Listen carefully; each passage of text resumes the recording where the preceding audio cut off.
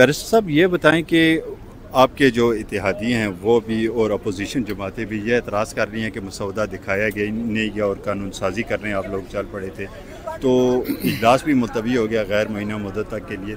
ज़रूरत क्या पेश आई थी सर रात के अंधेरे में ये बिल मंजूर करने? देखिए जी, रात के अंधेरे की कोई बात इसमें नहीं है। वज़ीर कानून साहब ने तमाम तर खदोखाल on the floor of the house बयान किए हैं। ना रात में लाया जा रहा था, ना सुबह लाया जा रहा था।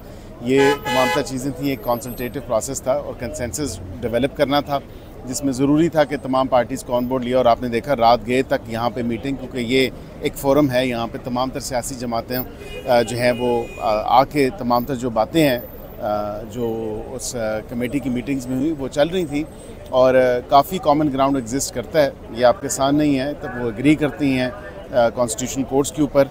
कुछ छोटी बहुत जो चीज़ें हैं जो थोड़ी बहुत वो ट्वीक इन करने वाली वो ज़रूर होनी है और उसी पे ही जो है मुशावरत में वक्त मांगे, क्योंकि हमारा इस्तेकाक है कि हमने हुकूमत ने पेश करना है, कैबिनेट अप्रूवल होगा।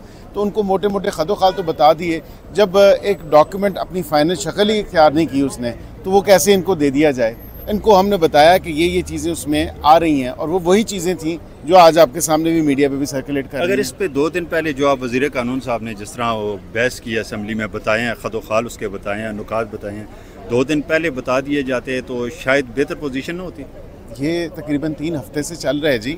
ज़ाहिरी बात है हमारे इत्तेहादियों के साथ और तमाम तर ये बातें मीटिंग्स चल रही हैं।